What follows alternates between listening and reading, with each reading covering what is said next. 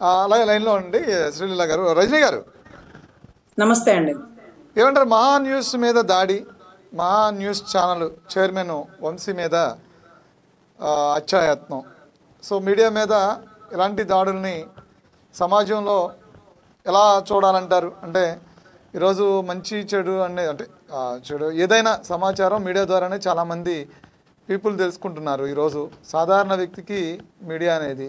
So ఆ media మీదే దాడులు, భావస్వేచ్ఛ, పత్రికా ప్రకటన హక్కుల్ని రాజకీయ పార్టీలు లేదంటే వాళ్ళు చేస్తున్న తప్పుల్ని ప్రశ్నిస్తే ఆ దాడుల్ని ఎలా చూడొచ్చారంట? అంటే వాళ్ళు రాజ్యాంగబద్ధం ప్రకారం కోర్టులు పోవచ్చు, న్యాయస్థానాలు ఉన్నాయి, చట్టాలు ఉన్నాయి, పోవచ్చు. వాళ్ళ మీద ఏదైనా అన్అఫీషియల్గా వేస్తే వాళ్ళ మీద ఇప్పటికే చాలామంది డిప్రమేషన్ ఫైల్ చేస్తూ ఉంటారు. అలాంటివి చేసుకోవచ్చు, తప్పేం కాదు. కానీ అలా కాకుండా ఈ భౌతిక దాడుల్ని ఏ మెసేజ్ ఇస్తున్నట్టు రాజకీయ పార్టీల భౌతిక దాడుల ద్వారా? సార్ నమస్తే అండి.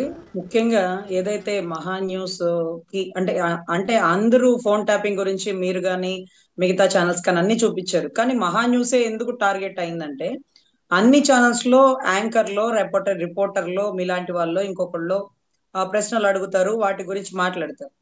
కానీ డైరెక్ట్ గా మహా న్యూస్ అధినేత అయినటువంటి వంశీ గారు ఎవరైతే ఉన్నారో ఆయనే స్వయంగా ఆయనే ఒక రిపోర్టింగ్ ఇస్తుంటారు, ప్రతి కూలంకష విషయాన్ని టేకప్ చేస్తూ. సో అక్కడ స్వయంగా ఆయనే ఇస్తే అది ఎంత ఎవిడెంటరీ అయిపోతుంది అంటే, ఒకవేళ మిగతా టీవీ5 ఏబిఎన్ వాళ్ళ అధినేతలు ఇవ్వరు, మిగతా రిపోర్టర్లు వాళ్ళు ఇస్తుంటారు. సో ఇక్కడ మీరు అలా చెప్పడం వల్ల ప్రజల్లో మాకు వ్యతిరేకత వచ్చేస్తుంది. మీరు ఎలా మా గురించి చెప్పేస్తారు అంటే మేమెందుకు చెప్తాం? ఫోన్ ట్యాపింగ్ గురించి ఏదైతే కోర్టు ఇన్వెస్టిగేషన్ చెప్పిందో ఆ పార్టీని నేను ప్రజలకు అర్థమయ్యేలాగా ఎక్స్ప్లెయిన్ చేస్తున్నాను.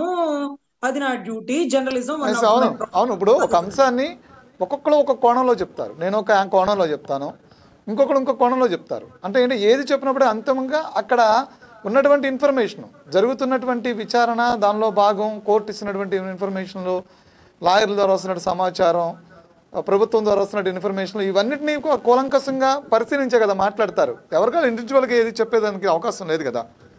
100% సార్. అందులోనూ మహా న్యూస్ వంశీ గారికి ఆంధ్ర రాష్ట్రం రుణపడి ఉంటామండి. ఎందుకంటే అమరావతి రాజధాని రైతుల ఉద్యమంలో కూడా అలుపెరగని పోరాటం చేసి ఎంత ఇబ్బంది పెట్టినా, ఎన్ని చోట్ల ఇబ్బంది పెట్టినా, మాతో పాటు తిరుపతి దాకా, అరసవల్లి దాకా ఆయన నిరంతరం చేసిన ట్రావెలింగ్ మాకు తెలుసు. అదే రకంగా ఏదైతే మొన్న వరద బాధితుల కోసం పడవల్లో వచ్చి నీళ్లలో తడిచి వాళ్ళ కోసం స్వయంగా మహా న్యూస్ నుంచి ఎంత మంది వచ్చి ఆయనతో సహా ఎంత కష్టపడి మాకు రాష్ట్రానికి పనిచేసినారో మాకు తెలుసు సార్.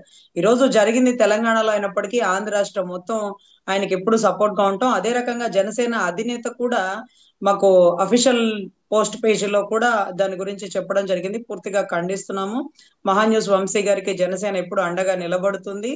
ఇది ఒక పైశాచిక చర్యగా మనం భావించాలండి. ఎందుకంటే ఈ ఫోన్ ట్యాపింగ్ ఎంత దారుణం అంటే, గతంలో అంటే ఈ మధ్య కాలంలో కూడా జగన్ గారి నోట నుంచి మీరు విన్న మాట యాస్టీజ్ ఫోన్ ట్యాపింగ్ షర్మిల గారిది చేశారట కదా అని మీలాంటి రిపోర్టర్లు అడిగితే, ఏమో అది కేసీఆర్ గారికి ఆవిడ అక్కడ ప్రత్యర్థిగా ఉంది కాబట్టి ఒకళ్ళు చేసిండేమో, దానికి నాకేం సంబంధం అని అడిగారండి.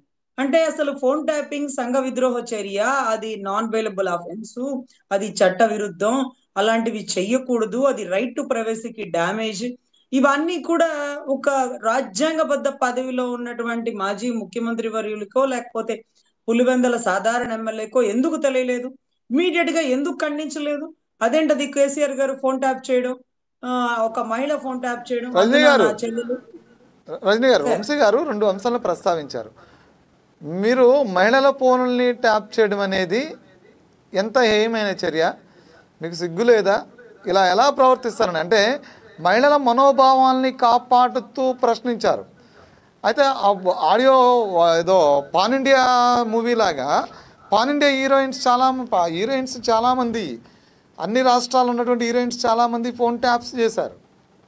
సో ఇదేమి నికృష్టపు చర్య, ఇదేమి సిగ్గులేని చర్య అని చెప్పని ప్రశ్నించారు. వంశీ ప్రశ్నించింది అదొకటే. దాన్ని అంటే దానికి మీరు అవునా కాదో చెప్పాల్సినటువంటి బాధ్యత కలిగినటువంటి ఒక రాజకీయ పార్టీ నిర్వహిస్తున్నటువంటి వ్యక్తులుగా ఉండి, మాజీ మంత్రులుగా ఉండి, ఓ రాజకీయ పార్టీకి కీలక వ్యక్తులుగా ఉండి ఇలా ఏమైనా దాడులకి ఎలా దిగుతారు మీరు? అంటే మీరు చేసిందే మహిళల మనోభావాలు దెబ్బతినే విధంగా ప్రవర్తించారు. మహిళల మనోభావాలు దెబ్బతిన్నారు ప్రశ్నించితే జరిగిన దాడి ఇది ప్రధానంగా చెప్పాలంటే. సార్ సార్ ఒక అన్నగా తన చెల్లి గురించి రైట్ టు ప్రైవసీ, నా చెల్లి ఫోన్ ఎలా ట్యాప్ చేస్తారని అడక్కపోగా ఈ రోజు ఆంధ్ర రాష్ట్రానికో తెలంగాణకో ఒక అన్నగా భావించిన వంశీ గారు ఆడబిడ్డల ఫోన్లు ఎట్లా ట్యాప్ చేస్తారు అంటూ తనే ఒక బాధ్యతగా ప్రశ్నిస్తుంటే సమాధానం చెప్పకపోగా నువ్వు చూసినావా అంటే మేం చూడలేదే, కానీ ఇన్ఫర్మేషన్ వచ్చేసింది కదా. ఆంధ్ర రాష్ట్రంలో అన్ని మీడియా ఛానల్స్ చెప్తున్నారు కదా, ఫోన్ ట్యాపింగ్ జరిగింది, పవన్ కళ్యాణ్ గారి జరిగింది, చంద్రబాబు గారు జరిగింది, 300 మంది ఫోన్ ట్యాప్ జరిగింది. అసలు ఫోన్ ట్యాపింగ్ అనేది ఎంత పెద్ద ప్రొసీజరో తెలుసా సార్? ఒక సెంట్రల్ నుంచి ఆథరైజ్డ్ సిగ్నేచర్ ఉందే ట్రాప్ చేయకూడదు. ఎవరి ఫోన్ లో ట్రాప్ చేస్తారంటే సంఘ విద్రోహ శక్తులు, లేకపోతే టెర్రరిస్టులు, మావోయిస్టులు, నక్సలైట్లు ఎక్కడో అడవుల్లో ఉంటారు కదా సార్. ఇక్కడ సొసైటీలో తిరుగుతున్న వాళ్ళు కొంత డబ్బు పంపిస్తుంటారు, లేకపోతే మెడిసిన్ పంపిస్తుంటారు, ఫుడ్ పంపిస్తుంటారు. ఇలా పంపించే వాళ్ళు ఎవరు, వీళ్ళని ప్రోత్సహించే వాళ్ళు ఎవరు అని తెలుసుకోవడం కోసం వాళ్ళకు కొంచెం అనుచరులుగా అనిపించిన వాళ్ళ ఫోన్ ట్యాప్ చేస్తారు సార్. అలాగే కసబ్ లాంటి తీవ్రవాది సైతం, టెర్రరిస్ట్, వీళ్ళకి సంబంధించిన ఇన్ఫర్మేషన్ కూడా వీళ్ళతో సన్నిహిత సంబంధాలు కలిగిన వాళ్ళ ఫోన్లు ట్యాప్ చేస్తారు.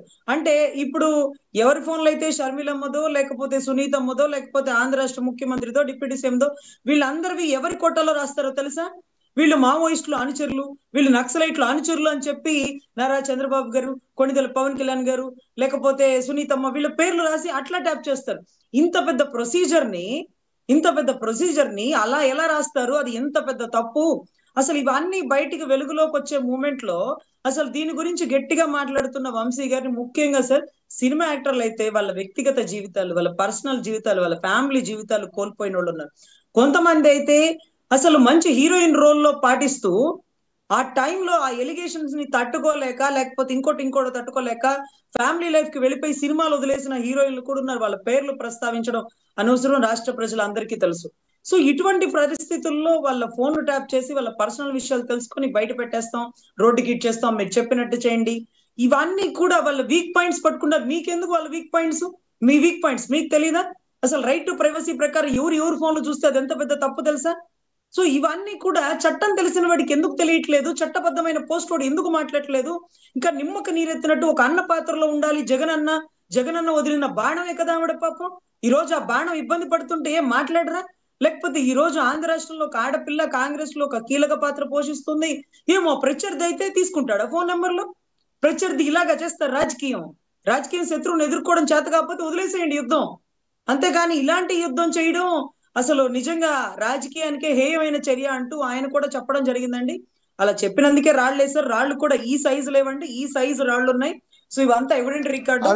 అదే ఒక చిన్న క్లారిఫికేషన్ ఇవ్వండి రజనీ గారు. ఈ సైజు రాళ్ళు పెట్టి బహిరంగంగా వీడియోలు తీసుకుని అంత ఓపెన్గా వాళ్ళు దాడులు చేస్తూ ఉన్నారు కదా, లీగల్గా ముందే ఫస్ట్ ఒపీనియన్స్ తీసుకుంటారంటారు. అంటే ఆవేశంతో జరిగేది ఇదేది కాదు, ప్రీ ప్లాన్డ్గా జరుగుతాయి. అంటే లీగల్ ఒపీనియన్స్ తీసుకుని ప్రీ ప్లాన్డ్గా రాళ్ళు అన్నీ అక్కడ దొరకవు కదా, ఇన్స్టెంట్గా దొరకవు కదా కొన్ని.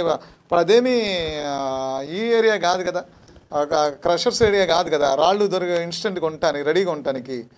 ఇవన్నీ లీగల్ ఒపీనియన్స్ తీసుకుని ఎలా దాడి చేయాలి ఏంటి అని ప్రీ ప్లాన్డ్గానే వెళ్తారంటారా ముందే కొంతమంది? రాళ్ళు ఇవన్నీ చేత్తో పట్టుకుని మళ్ళీ రాయి పెట్టి కరెక్ట్గా అద్దం పగలగొట్టగలిగిన వాడు వెళ్తాడు. సార్ మీకు తెలుసా వాళ్ళ ఆధార్ కార్డులు కూడా శంకలో పెట్టుకొని వచ్చారు. వాళ్ళు ఎవిడెంట్రీగా దొరికిపోవడానికే వచ్చారు. వాళ్ళు అరెస్ట్ అవ్వడానికే వచ్చారు. వాళ్ళు కేసీఆర్ గారి వీరాభిమానులను చూపించుకోవడానికే వచ్చారు. ఇలాగే ఆంధ్ర రాష్ట్రంలో తెలుగుదేశం పార్టీ ఆఫీస్ మీద కూడా దాడి చేసింది కూడా ఇంత సైజు రాళ్లే. ఇలాగే దాడి చేశారు, ఇలాగే సెల్ఫీ వీడియోలు పెట్టుకున్నారు. చూడు జగనన్న, నీ మీద ప్రేమను చూపించినా మాకు బీపీలు వచ్చినాయి జగనన్న అన్నాడు. అప్పుడు కూడా ఆ జగనన్న ఏమి ఖండించలేదండి. ఇది తప్పు, ఇది కరెక్ట్ కాదు, ఎదురుంటే మాట తేల్చుకుందాం, మనుషులు మాట్లాడుకుంటాం, అంతేకాని మీరు కార్యకర్తలుగా ఉండి ఇలా చేస్తే రేపు కేసుల్లో ఇరుక్కుంటారు, ఇది తప్పు, ఇది ఖండించదగని ఆయన చెప్పలేదు. ఈ రోజు కేసీఆర్ గారు బహిర్గతంగా వచ్చి దాని మీద ఎవరైతే కాతకానికి పాల్పడినారో వాళ్ళని సస్పెండ్ చేస్తాము, ఇది కరెక్ట్ కాదు, ఎదురుంటే మాట మాట్లాడుకోవాలి అని కూడా కేసీఆర్ గారు చెప్పలేదు. ఎందుకంటే వీళ్ళిద్దరు మంచి ఫ్రెండ్స్. వీళ్ళ చెల్లిని ఎలా వదిలేసినారో, ఆయన చెల్లిని ఎలా వదిలేసినారో, ఎలా విడివిడి రాజకీయం చేస్తున్నారో ఏంటో అంతా ఈక్వల్ గా ఆంధ్ర తెలంగాణ రెండు సరి సమానంగా ఉంది సార్. సో రాష్ట్ర ప్రజలు ఒక తల్లి పాలు తాగిన ఇద్దరు కమల పిల్ల లాంటి వాళ్ళు సార్. ఆంధ్ర తెలంగాణ అంటే తల్లులు కష్టపడి ఇక్కడ పొలం పని చేసుకొని చెమటోర్చి పిల్లల్ని సాఫ్ట్వేర్ లో అక్కడ హైదరాబాద్ లో చదివిస్తున్నారు సార్. అక్కడ హైదరాబాద్ లో ఉద్యోగాలు చేస్తున్నారు సార్. సో ఖచ్చితంగా ఆ రెండు రాష్ట్రాలకి ఉండే అవినాభావ సంబంధం, ఇక్కడ తల్లిదండ్రులు ఉంటే అక్కడ పిల్లలు ఉంటారు, అక్కడ పిల్లలు ఉంటే ఇక్కడ తల్లిదండ్రులు ఉంటారు, అన్నదమ్ములు ఉన్నారు, అంతా సార్. ఇప్పుడు తెలంగాణ బాగుపడితే మాకు చాలా సంతోషమేనండి, ఎందుకంటే మా అన్నలు, మా బాబాయిలు, మా చిన్నాన్నలు అందరూ అక్కడే ఉన్నారు. సో అలాగే వాళ్ళకు కూడా ఆంధ్ర అభివృద్ధి చెందితే వాళ్ళకి మంచిది, ఎందుకంటే వాళ్ళ బిడ్డగా ఇక్కడ నేను ఉన్నాను కాబట్టి. సో ఇక్కడ ఈ రెండు రాష్ట్రాల మధ్యలో మత విద్వేషాల్లాగా, ప్రాంతీయ విభేదాల్లాగా ఎందుకు అలా చిచ్చు పెడుతున్నారో మాకు తెలియట్లేదు సార్. నిజంగా రెండు రాష్ట్రాలు బాగుండాలని మనస్ఫూర్తిగా కోరుకుంటున్నాను సార్.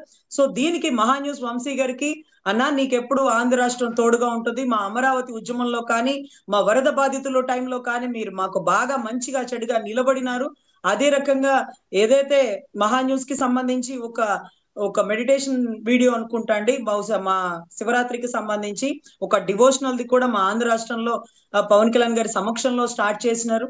మీకు ఎప్పుడు మేము రుణపడి ఉంటాం, ఎప్పుడు మీకు సహాయంగా ఉంటాం, ఎప్పుడు మీకు చేదోడు వాదోడుగా ఉంటాం అని చెప్పుకుంటూ దీన్ని పూర్తిగా ఖండిస్తున్నాం సార్. వాళ్ళు కూడా అరెస్ట్ కి సిద్ధమైపోయారు, ప్రీ ప్లానెడ్ గానే వచ్చినారు. ఎవరెవరు అరెస్ట్ అవ్వాలి, వాళ్ళ మీద ఏమేం కేసులు ఉన్నాయి, ఫ్రెష్ గా ఉన్న వాళ్ళు వస్తున్నారా, సీనియర్లు వచ్చినారా, అన్ని తెలుసు సార్. పంపించిన వాళ్ళతో సహా డీటెయిల్స్ లాగుతున్నారు. రేపు సాయంత్రానికి కీలక నేతలు కూడా అరెస్ట్ అయ్యే అవకాశాలు ఎక్కువ ఉన్నాయి sir. Right, thank you Rajani గారు.